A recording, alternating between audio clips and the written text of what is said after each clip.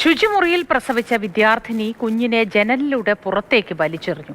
ഹരിപ്പാട് താലൂക്ക് ആശുപത്രിയിൽ ഇന്ന് പുലർച്ചെയായിരുന്നു സംഭവം. വയറുവേദനയ്ക്ക് ചികിത്സ തേടിയ 19-കാരിയാണ് ശുചിമുറിയിൽ പ്രസവിച്ചത്. രഘുനാഥ് നാരായണൻ വിവരങ്ങളുമായി ചേരുന്നു. രഘു, ഇത് പങ്കുവയ്ക്കുമ്പോൾ തന്നെ നമുക്ക് വല്ലാത്തൊരവസ്ഥയിലൂടെ, മാനസികാവസ്ഥയിലൂടെ കടന്നുപോകുന്ന വാർത്തയാണ്. എന്താണ് ഉണ്ടായത്?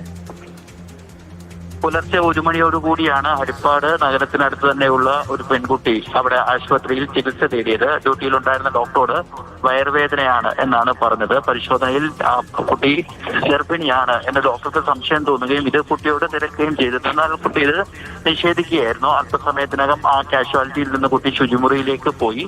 കുറച്ച് സമയം കഴിഞ്ഞാണ് തിരികെ എത്തിയത്. അങ്ങനെ സംശയം തോന്നി അവിടെ നിന്ന് കുഞ്ഞിന്റെ ഒരു ചെറിയ കരച്ചിലും ഒക്കെ കേൾക്കുകയും ചെയ്തു. അങ്ങനെ നടത്തിയ തിരച്ചിലാണ് ഈ ശുചിമുറിയുടെ പുറത്തായിട്ട് കുഞ്ഞ് കിടക്കുന്നത് കണ്ടത്. ഉടൻ തന്നെ ജീവനക്കാർ അതിന് പ്രാഥമിക ചികിത്സ നൽകുകയും ചെയ്തു. പ്രസവിച്ച ശേഷം കുഞ്ഞിനെ, ഈ 19 വയസ്സുകാരി അവിവാഹിതയാണ്, ഈ കുട്ടി വെന്റിലേറ്ററിലൂടെ പുറത്തേക്ക് ഇടുകയായിരുന്നു എന്നുള്ളതാണ് മനസ്സിലാക്കുന്നത്.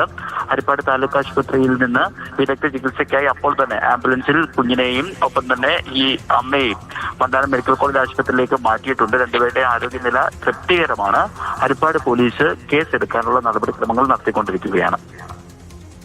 ശരി രഘു, ഈ 19-കാരിയാണ്, പെട്ടെന്ന് പകച്ചു പോയിട്ടുണ്ടാകും.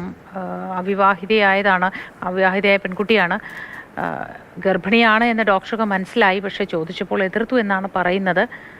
ആ അവസ്ഥയിൽ പ്രസവം ഉടൻ നടക്കുമെന്ന ധാരണ ഡോക്ടർക്ക് ഇല്ലാതെ പോയോ എന്നറിയില്ല. ശുചിമുറിയിൽ ഒറ്റയ്ക്ക് പോകാൻ അനുവദിച്ചു എന്നത് തന്നെ ആ സമയത്ത് പ്രസവം നടക്കുമെന്നത് മനസ്സിലാക്കേണ്ടിയിരുന്ന ഒരു ഡോക്ടർ എന്നാണ് ഞാൻ കരുതുന്നത്. അങ്ങനെയെങ്കിൽ ഒറ്റയ്ക്ക് പെൺകുട്ടിയെ എന്തുകൊണ്ട് ശുചിമുറിയിലേക്ക് വിട്ടു?